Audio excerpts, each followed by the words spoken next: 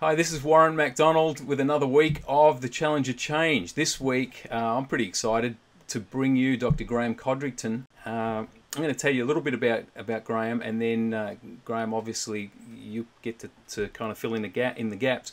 But Graeme is the author of 3 best-selling books, probably best known for the Tides of Change and being an expert on the new world of work. So we're all kind of freaked out about change, and one aspect I think is what does that mean for work? So that's kind of quite the quick and dirty snapshot, Graeme. First, welcome, and then do you want to kind of fill in any gaps there that I might have missed? Yeah, cheers. Thanks, Warren. It's great to chat to you again. We last saw each other in Canada, and the world seems to have moved quite quickly. It's half a year since then, and I suppose this is what I do for a living, so I tend to notice it. But I think everybody's feeling that things are changing quickly. The world around us continues to move at pace. And as you said, I use an acronym called the Tides of Change. It stands for 5 key disruptive forces that are shaping the world of work. And we look at technology. I mean, that's an obvious one to have a look at. The I stands for institutional change, and that's got to do with changing rules. The rules of success and failure in various industries are changing. Probably the best example of that one right now is the music industry. They really don't know what the rules are. How do you make your money in the music industry? How do you get people to pay for music again? How do you transition from a product-based service where you're selling CDs and records to a digital service? And just this last week, Apple have now decided to push everybody into the cloud with their new iSharing model. Which is again going to revolutionize again. So you must be a bit punch drunk if you're in the music industry. I would think so. You'd be looking for the door, I would think, if you weren't looking for it years ago. Well, yes, unless you've actually worked it out. And so it's not that people are not making money, it's just they're not making money the way they used to. Lady Gaga is probably the best example of that. The first really social media generated superstar that the world has. And she's genius. She basically gives her music away. She creates a spectacle to encourage people to come to the live show, and she charges them a fortune to do so.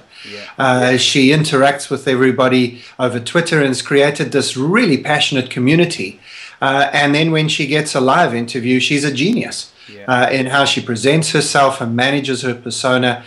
And I think she's only 8 years old or something like that. I mean, she's early 20s. But I mean, it's insane that she is so good at what she does. Yeah, that might be 8 it might be 8 in dog years or so. But I tell you, I just saw the other day that she hit 10 million Twitter followers. She's the first person to hit that.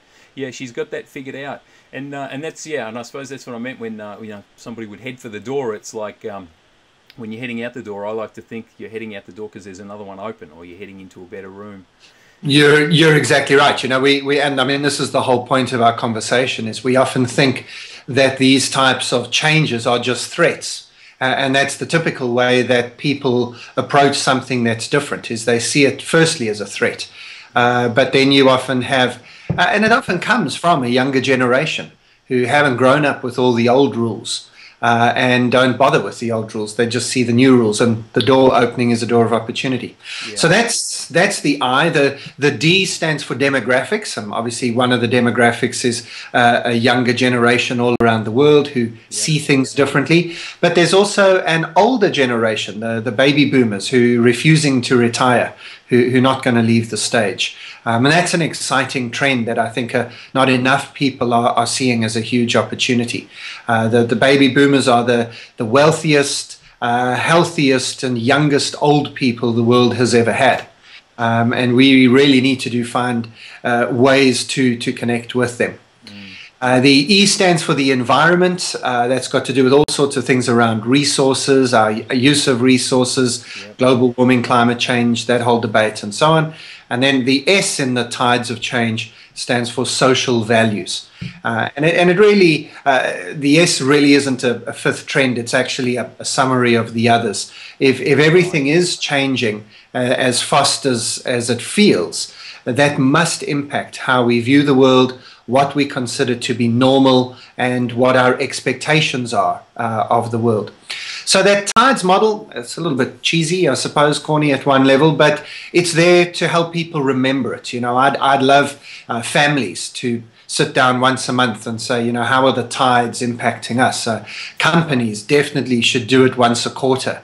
Have people in your teams, you know, dedicated to looking at each of those 5 elements. Those are not all of the changes we're going to face in the next few years, but it's probably going to account for 80% of the disruptive change that's coming our way. So it's worth keeping your eyes on those tides of change. Yeah.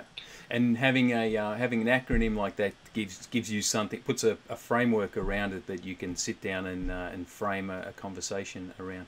I think you're right. I think absolutely that checking in and having a model to kind of keep going back to see how we're doing is key. Something I'm learning to try and do more of myself. And interesting how now you just mentioned something that reminded me of a conversation yesterday with my sister being all freaked out because one of my nephews doesn't want to friend her on Facebook because he doesn't want her to kind of see what's going on. So that's definitely an impact there that the technology is having, but then that starts to kind of look into or influence how a family actually functions. Yeah. You know, it's all well and good to sit there not saying anything at the dinner table, but now it's like you're blocking me out there. So yeah, so social implications. Sure, and in fact that's a really great example. You know, this whole issue of parenting. I have 3 daughters myself, 40 years old, and you know, my generation of parents who have teenagers and young children, we are growing up as the first parents, I don't know, in recorded history, certainly in living memory, who don't have the experiences that our children are having. You know, we didn't grow up with mobile phones. We didn't grow up with email. We didn't grow up with Facebook. Yeah. So we don't have any memory in our minds of what it's like to be a kid with these technologies, of what things could go wrong. You know, all those things you only learn as a child because you try something and you make a mistake. Yeah. You know, the rules of the road and teaching a kid how to cross the road and look right and look left and listen and how to ride your bike on a road. Yeah. Those things we learnt as kids and we kind of pass them on to our children. But now our children, you know, should a child be forced to accept a friend request from their parent? Yeah. You know, is this something a parent should insist on? You know, I'm your parent. I'm paying for the computer. I'm paying for the bandwidth. I have a right. Yeah. Or do parents not have the right? Yeah. You know, are mobile phones, are cell phones private? If you're 13 years old, are they private? If you're 16 years old, are they private? We just don't know. You know, I think these are the types of questions that parents are asking. And the same situation is there in the workplace.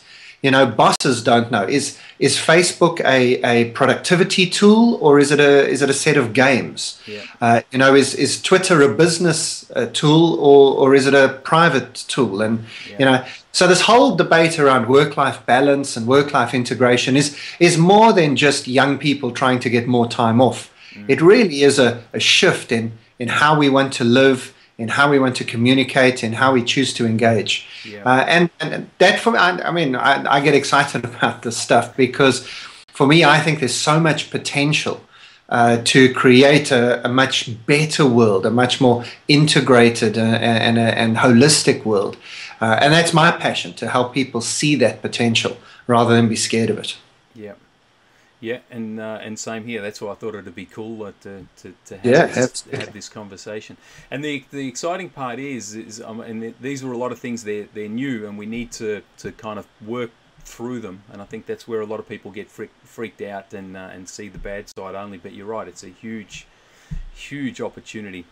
One of the things that I've been watching over the years and that I get excited about is the penetration of mobile technology in Africa, especially in some of the more rural areas. And it's like forget the wires, landline. We're going to jump straight to the next thing, which for a continent such as Africa is big news, because the West has always had a certain view of Africa, and you growing up in South Africa was, I'd be interested to get your take on that. That the penetration of some of these new technologies, where there's been a jump, and then the other thing was the news that Walmart had just bought Massmart in the last couple of weeks or in the last month, and your take on what that might mean for Africa as a continent, South Africa in general.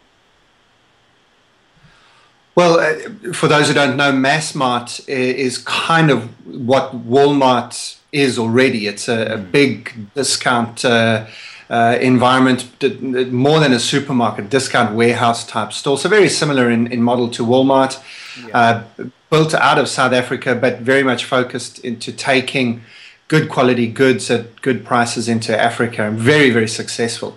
I think they've even called themselves the Walmart of Africa for the last decade. Right. So now Walmart has basically bought them out, and so they are now genuinely the Walmart of Africa in reality.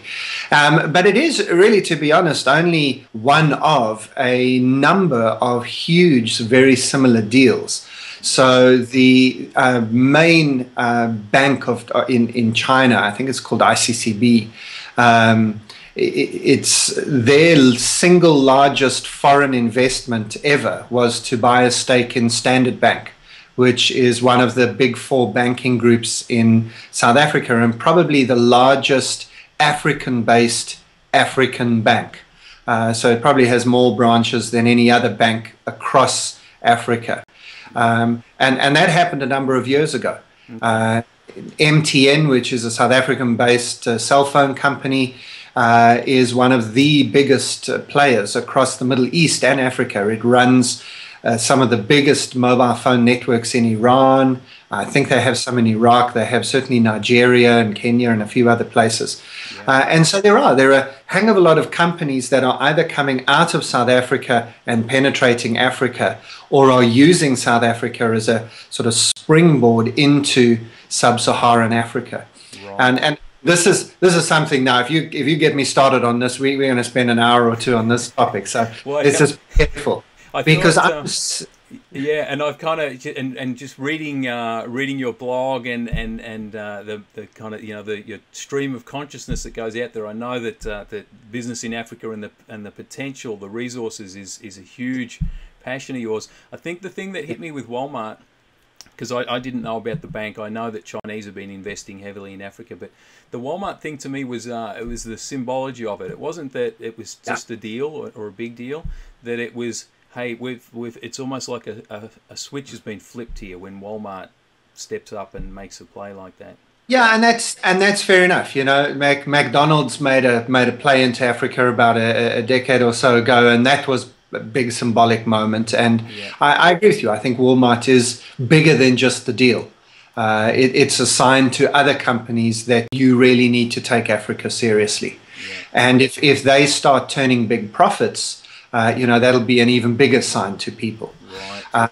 But I was very interested. One side piece on the Walmart piece, which I just picked up on the wires and twittered about a bit, was that Walmart was saying, they were asked about, what's the investment going to be like, and, are you nervous? And they said, well, it's obviously there's a business deal. We need to make it work. But actually, they're excited not just for the money that they will extract out of their African operations, but because they see Africa as a continent that is rich with innovation and rich with creativity. And what they were hoping to get out of the Africa deal was not just access to a profitable market, but also access to some really creative people. Right. Both the people who run Massmart at the moment, but just through the Massmart to the people of Africa, to the people who will be their customers. And I think that's very insightful. As a young white guy who grew up in South Africa and has since moved to London, but very much with a passion and focus back into Africa, I think they're spot on the money.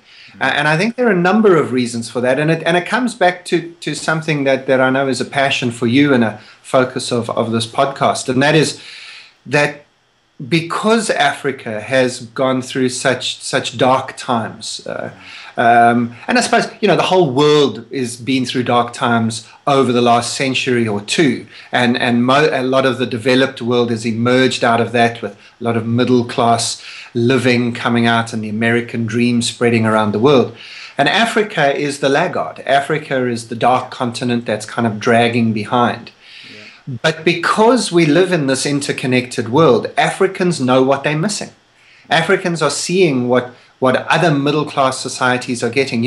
Southeast Asia, just 3 decades ago, looked very much like Africa looks now. Dodgy democracies just developing, border conflicts, a few tin pot dictators, economic black hole, and, socially a mess. And look where they are today. Look where South Korea is. Look where Singapore is, and even Australia wasn't a dark hole 3 decades ago, but certainly is in a way better position than it's ever been in. And Africa is kind of where Southeast Asia was 25, 30 years ago.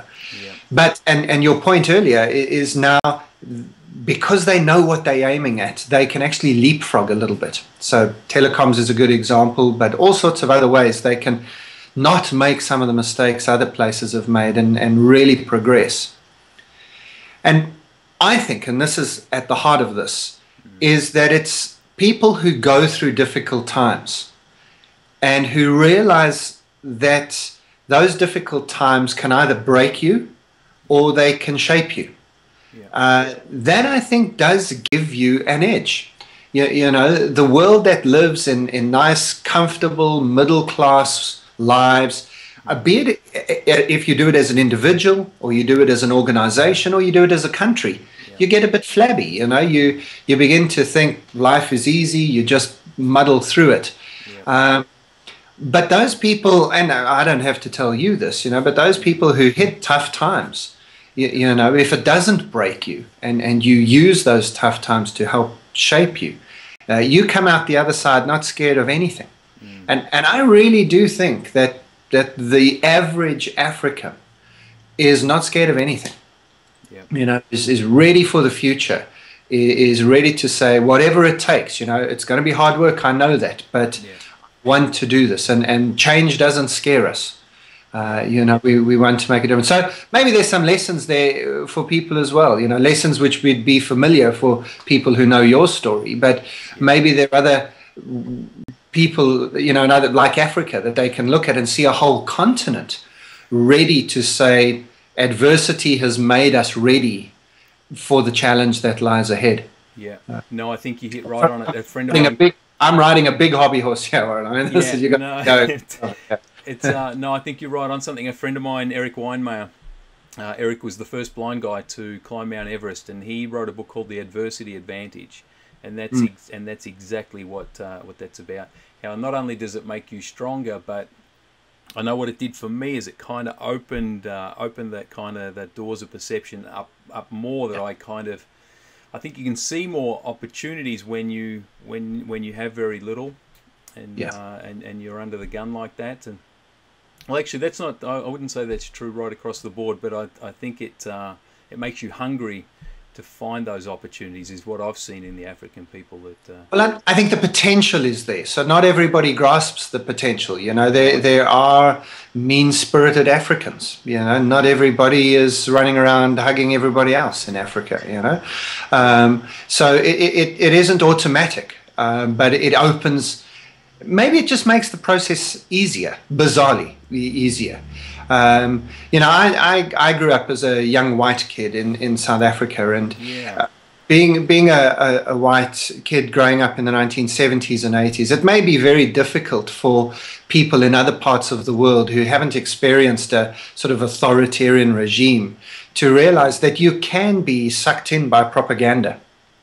And so as a white kid growing up, I'm not. This isn't an excuse or anything. I really just didn't know about apartheid. I mean, it seems impossible, but there it is. You kind of just, this is my life. This is normal. This is my experience. Yeah. And it was only really when I was 19 years old that the reality of what was going on in the country around me really hit me. I had been conscripted into the military. All white males were conscripted straight out of school. We had to do 2 years of military service. And that was really protecting the apartheid state. And I wasn't into that. By that stage, I was old enough to know that things were not right. I'd had experiences. There was a day when there was this elderly black gentleman waiting at a bus stop next to me. I was in my school uniform going home from school. And he got onto the bus. And the bus driver kicked him off. And I was probably 14, 15 years old. And I naively thought it was because he was poor. For me, black people were poor people. Yeah. So I volunteered to pay his fare. And I thought, no, this is unfair. You can't just boot off an old guy off the bus. Yeah. And the bus driver kind of looked at me like I was a complete alien. Looking back on it now, it was illegal. Black guys, he was trying to do a kind of Rosa Parks type thing. Yeah. And the bus driver just kind of, big burly bus driver said, I'm going to hurt you if you get on my bus. He wasn't having it. No, he wasn't having it. And, to this day, I still wish I had understood that moment and had stepped off the bus and said, well, if this black gentleman can't ride the bus, I'm not riding the bus. But I just didn't have a clue what was happening. Only as I reflect on it, I realized what happened in that moment. But right. I was learning. And so when I was conscripted to the military, I was very clear in my mind that I didn't want to be a part of the military which would uphold the apartheid state. I happened to be a musician. I played the trumpet, and I got drafted into the Air Force Orchestra. So basically, I had 2 years as a professional musician, which was pretty cool. It's a nice idea. Yeah, exactly. It was a cool thing to do. But the point, anyway, long way to get around to the story. It was during the time that I was conscripted that I actually went and watched a movie with my girlfriend at the time. She's since become my wife. And it was Cry the Beloved Country with Denzel Washington and playing a guy called Steve Biko, who was one of the freedom fighters in South Africa who was killed by the police.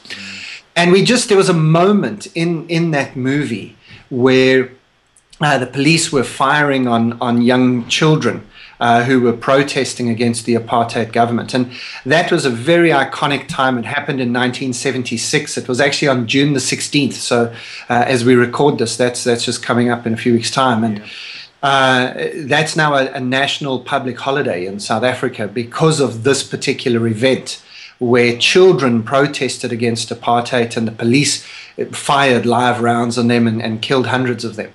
And for me, I'd never heard that. You weren't taught that at school. It was covered up by the propaganda. And here I was watching a movie that had just been recently unbanned. Nelson Mandela had just been released from jail. Yeah. And, I'm watching this movie, and suddenly the movie theater around me, which had a whole lot of black and white people in it, just erupted. And people, I realized, had stopped watching the movie and were replaying images in their heads.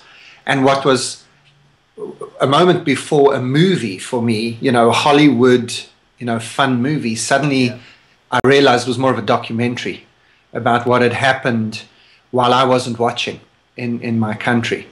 And I think it was an instant. I mean, when I can look back at an instant where sort of 19 years of my life kind of unraveled before me and were repackaged in a single moment in a movie theater, and just where everything you thought was true or the way you thought the world was, just suddenly it wasn't anymore. Yeah. And I think so many South Africans had that experience in the early 1990s.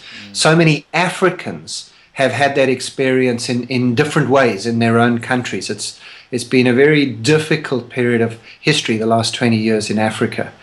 And because of that, I think there are so many Africans, young and old, who have just realized that you can change how you see the world. You can unravel the package of your worldview and put it back together again without combusting in the process.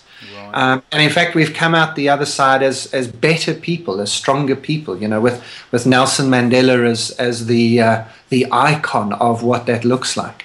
Yeah. And so I feel tremendously privileged to have grown up at a time in a place where that type of lesson is available.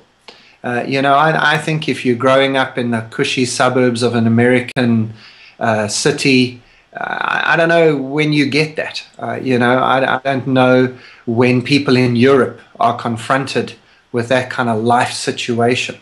And that's why I really do think that it's Africa's time, because I think Africans are ready for this new world of work, maybe more so than many other nations in the world. Yeah, absolutely. Somebody put it really well, that that kind of challenge, or going through that kind of massive change, sets it's almost, well, I said it earlier, how it can open up your eyes to a much bigger world of possibility. But I think I lost my train of thought with where I was going there. But no, absolutely. There's a couple of things that I just wanted to check in on there that you said. One of them, I had a new friend of mine use an analogy with me recently. He said, you can't read the label from inside the bottle. He was talking about a prescription, say a bottle of pills, and how you actually, when you're inside that bottle, you can't read the label. And it made me think of that when you were talking about being in South Africa, and you literally, you just can't see the situation looking in. Yeah. But another thing that you said was that that you felt like something had happened while you weren't watching. And I think that's the opportunity now. In the past, we've had lots of things that have happened, and we can say, well, we just didn't know. But the interesting thing now, with all this technology and the Twitter streams and all the rest of it, not paying attention is not an excuse anymore. Yeah. We just can't use it as an excuse. And so I'm a big fan of, look, take your TV and throw it out the window, and set up your own media, whether it's your RSS feeds or the YouTube, whatever it is, and I'm sure there's new ones coming. Watch a TED video once a week or something. Exactly. So we can be much more in control of what we come in, and I think one of our duties is to filter out all the crap and just say no to kind of the garbage that has occupied us to such an extent that in the end we realize that we've missed something. We weren't paying attention, or something happened while we weren't looking. So I thought that was if people are going to learn to handle change and handle constant change, and I think that's a critical skill for all of us in the world that we face at the moment. Then there are a number of things that even just you've picked out there that are important. You've got to move your perspective up a level. A lot of people are worried about things that really you shouldn't be worried about. And it's when those bigger issues kind of implode in on top of you that you suddenly realize, oh, okay, there are bigger things in the world, and my little day-to-day worries are not worries. Yeah. And so that's helpful. Give yourself that bigger perspective. Don't get caught in the bottle. Don't build a cocoon around you. Do exactly the opposite. Yeah. The cocoon feels safer. It feels nicer, but that's a short-term solution. The bigger term solution is to step out and I'm going to really push this analogy, but you want to step out of that cocoon and kind of spread your wings a little bit, and you get to see a much bigger world. And people also need to realize that change is only scary when the change is unknown change. Right. Change itself is not scary at all. In fact, we as human beings, we're changing all the time. You are not the person you were 2 years ago. And that's not just a philosophical statement. That is a physical reality. Right. There is not one atom in your body that was in your body 2 years ago. Yeah. Your body has replaced every single atom in it over a 2-year period. I mean, that's just an insane thought from a physics perspective, but we are changing all the time. If we don't change, we only don't change because we're dead.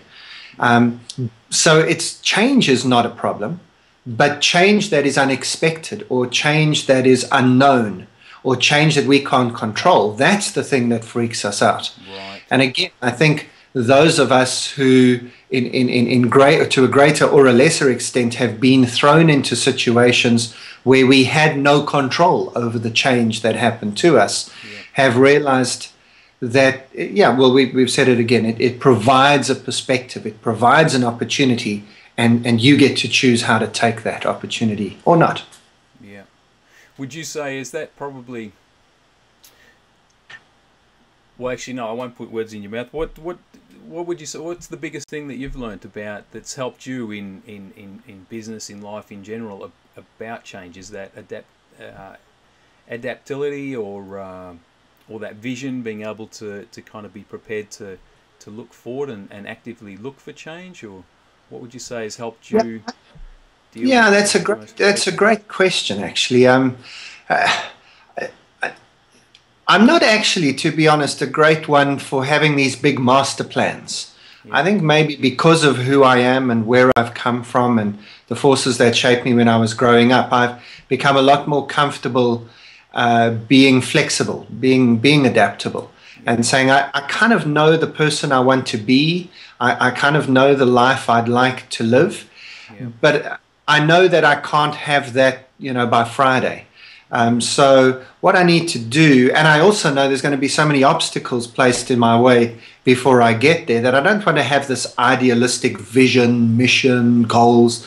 What I've instead got is this kind of picture, guiding star on the horizon maybe, and then we'll take it as it comes, and every choice I make. 4 years ago, I made the decision with my family to move to London, and we moved right into the middle of the global economic downturn. Wasn't the cleverest decision we've ever made. For someone who's supposed to be looking at the future of work, I kind of think I might have been a bit cleverer about that. Yeah. But having said that, it forced me back to basics. I had to go back to, how do I sell what I do? What am I doing? Is it adding value? And so 2 years of hard work is paying off now. I'm busier than I want to be, and loving what I'm doing now. And when I look back, I wouldn't do it any other way. So for me, it's about every choice you make, you ask yourself the question, is this giving me more opportunities or shutting opportunities down? And that's the only deciding factor I make. If it opens up more opportunities for me, I'll grab it with both hands. Yeah. And I don't know if that's something everybody can use. I don't know if that's what gets everybody to the end. But for me, the big lesson has been that flexibility. No, not what you want to do, but who you want to be, and keep just moving in that direction. Yeah, and then focus on making sure that you're actually acting in a way that will lead to you becoming that person. Precisely. Stop doing the things that are not the type of person you don't want to be. Yeah. Start doing the things that are like the person you do want to be. Yeah. As I say, I don't want to overcomplicate it or oversimplify it, but that's kind of how I run things. I mean, for me, I suppose if I can be maybe more practical for people, I've tried to, on an ongoing basis, put myself in a situation or in situations that do stretch me, that do make me a little bit uncomfortable. So maybe just some direct questions to people watching this. I mean, if I can speak to you, then it would be, when last did you read a book which you knew you wouldn't agree with? Just even a magazine, maybe you don't want to scroll through 250 pages of something that's going to irritate you. But when last did you switch on a news channel that was from a sort of news angle that you knew would get up your nose? I don't want to get into too much trouble with any of my Republican American friends, but I use Fox News for that. I just know that 15 minutes of Fox News is going to do my head in. Yeah. But I try and get 15 minutes of Fox News every other day. Because I want to see the world through their eyes. I assume they're not all insane. They often appear it, but I've got to assume there's some rationality there that I'm not getting. And I want to just put myself in the space to say, I want to see the world through your eyes, even for just a little while.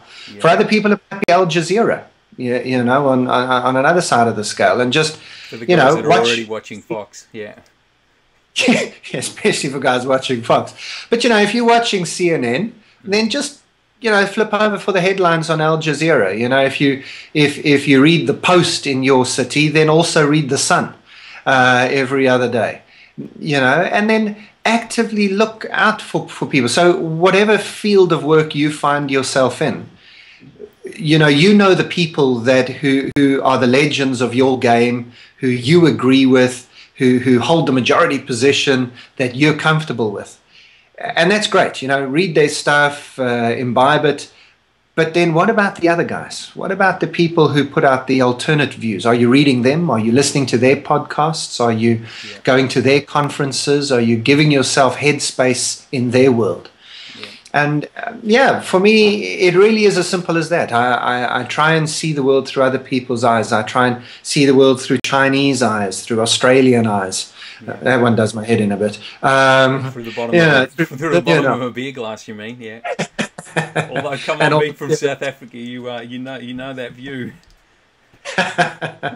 But for me, that's it, and then you can build in little activities on a daily basis. So one of my favorite little activities that I like telling people about is, you're taking the girls to school. So as you drive out of the driveway in the car, you take a coin and you flip the coin. Heads is left, tails is right. And whatever the heads, whatever the coin lands, that's the direction you take. And you do that 6 or 7 times until, you're at a place where you've never started before. And then you get to school. You got to leave a little bit early so you're not too late for school. But the point of the exercise for the girls and for me is to say, it doesn't matter where you are or where you start from. It really only matters that you know where you're going. It doesn't matter the route you take as long as you get there. It doesn't matter how long you take as long as you have fun while you're doing it. And all we're doing is taking the girls to school and flipping a coin. But if you find activities like that, get dressed, put your clothes on in a different order.